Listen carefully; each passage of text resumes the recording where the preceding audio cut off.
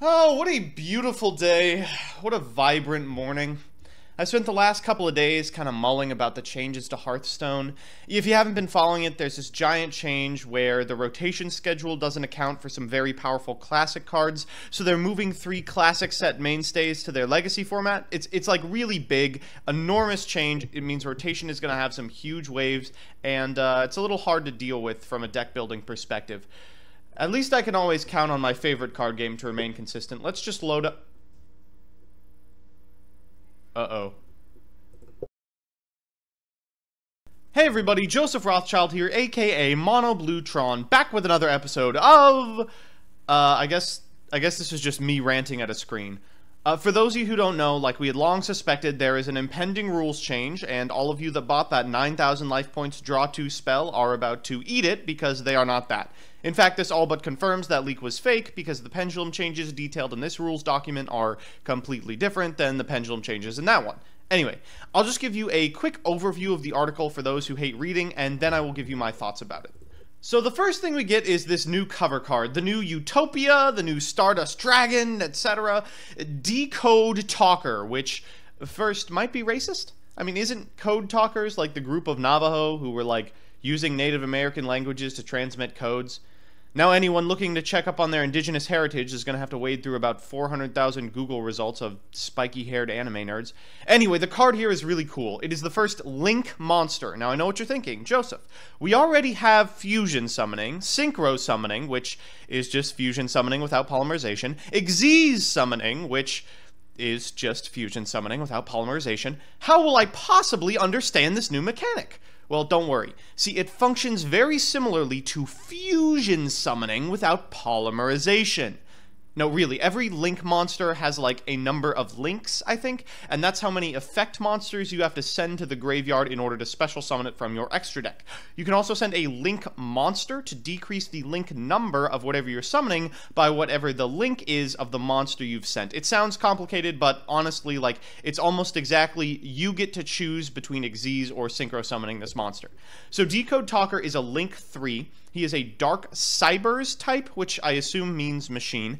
He gets 500 for each linked monster, and whenever an opponent targets a card you control, you contribute a linked monster and negate it. Linked monsters, I think, are the monsters in the zones denoted by these little arrows here at the bottom of the card.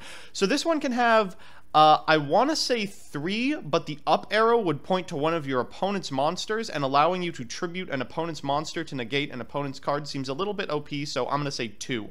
Extra Link rules are that they don't have defense, they can't change their battle position, they can't be put face down, etc. So that's the first change. It's a new summoning type, fun, fast, etc. But you're not here to hear about another boring summoning type. You're here to hear why Yu-Gi-Oh! Is ruined. Well, that means it's time to talk about Monster Zone changes. So the 5 monster zones are now called the main monster zones. They're called that because they can only have main deck monsters in them. Scared yet? They've also introduced a new zone called an extra monster zone, one of them above your main monster zone, which is where your extra deck monster will go. That's right. Let me repeat that. Your one extra deck monster. I'm going to give you about 15 seconds to scream, and then I'll be right back.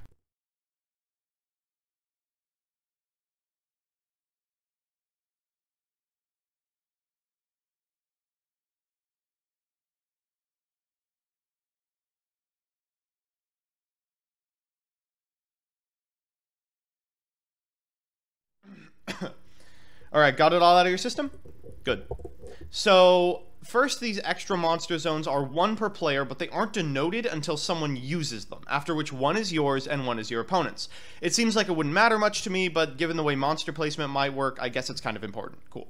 So, you can play more extra deck guys if you get a Link monster in your extra monster zone. You can see in the image here, there is an Xyz monster in a main monster zone. That's because these Link monsters enable you to put extra deck monsters in the zones denoted by the Link markers. You remember the arrows from earlier.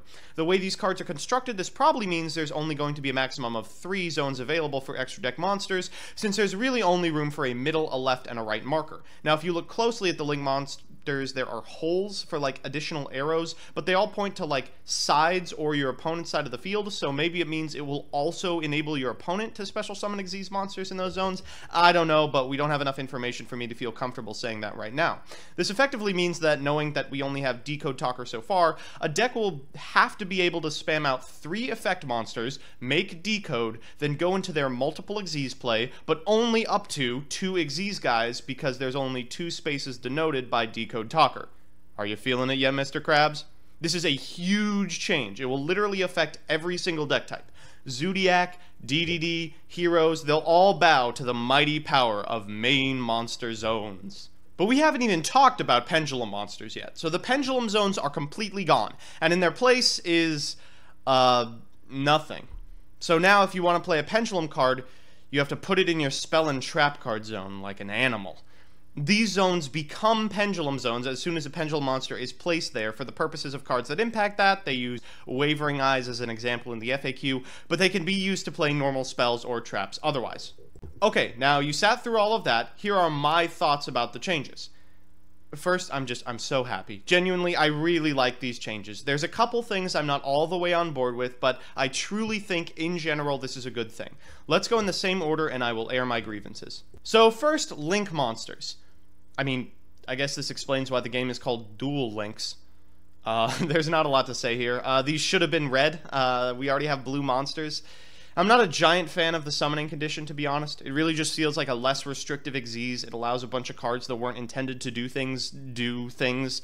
Like Adia can make a 2-link monster on her own. It's kind of silly. There are a bunch of monsters like Level Eater that I'm concerned will enable Link monsters too easily if the format slows down to a point where making a Link monster every turn is a good idea. And unfortunately, the monsters that enable that strategy, like Level Eater, are also the monsters that are good at using other types of extra summoning. So if Links allow for more extra deck summoning, you could see where a problem might occur. I don't really understand why they have to be in attack mode. Seems like it would create a bit of confusion for new players, but, you know, aside from that, it seems pretty normal. I probably would have moved the Link number to somewhere other than where the defense stat was. The one thing that I am completely unsure about is why there are all these holes that seem to denote opponents' monster card positions. I don't really understand what that means. Does it mean making a Link monster enables your opponent to go into Xyz plays even if they don't have a monster in their extra monster zone already? Does it mean, like it seems to imply, that Decode Talker will be able to tribute your opponent's monsters? That seems completely ridiculous, and I'm sure all of these questions will be answered once we get full translations for these cards. Second is monster zones. Now, this is the change I love. I have always railed against the lack of restrictiveness on Xyz summoning, and the fact that you didn't have to devote main deck space to them meant that there wasn't a lot of very meaningful choices made in deck building around an extra deck, and the fact that their continued printing meant there was going to be a point in the far-flung future where you just had to be playing these 15 specific Xyz to compete, and while Konami bit back with more tribal Xyz, it still seemed like an issue.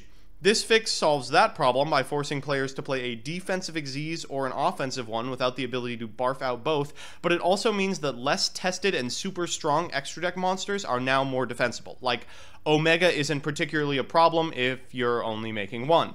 This is also a cute way to nerf a shitload of high-performing decks without a ban list. Suddenly Zoo is infinitely worse, DDD, a bunch of hand-looping decks that Konami didn't want to have to, like, ban Gothams and anger the 3 X-Saber players on Earth. This fixes all of those. I'm hesitant to call it completely good, though. If the Link guys are too strong, it might do nothing at all. And if there's enough support to barf out a Link guy on turn 1 really easily, then it's a real issue. But if it contributes to a slowdown of the game, I will be much happier. It definitely seems easier to play around, like single target removal now effectively blanks your opponent's play if they go for the Link guy turn 1. But one giant problem is that the decks that rely on getting out 1 Xyz and then several other powerful monsters are now busted. Lawn Mowing Noid, for example, looks very strong, as does Cosmo, but that'll all change when we see the Link's guys and the set that they come out in. Finally, keep the faith. Having one big zone is just one step removed from Commander, and maybe adding this zone is Konami's way of subtly training us for the release of the Deckmaster format. So third is the pendulum zones. I think this is another good change, but honestly, it just does things for clarity. It's not like pendulum decks were really setting 5 with a couple exceptions. I guess this is a little bit of a nerf to Metalfoe decks that set several combos or some kind of Demise Magispector build, but whatever. Mostly, it's just a change that will help readability of the game. New players are super turned off by weird extra zones, and the pendulum cards never felt like spells. They felt like monsters that just didn't do anything and sat in the extra zones. That at least makes them feel like thematically spells and removes this weird zone that kids trying to get back in don't remember. I have 2 questions, of course. 1, can we finally set pendulum cards? And 2, is there a ground collapse for spells that we can use to replace anti-spell, if so? So those are my thoughts. If you agreed or disagreed, let me know in the comments section below. I would love to talk to you about them. Since this story is developing, I'm sure this video will be outdated probably by the time I post it, so let me know what I got wrong and we can talk about it as it develops. Since you're here, feel free to poke around the channel if you want. I have at least one video I think you'll like, and thank you for watching.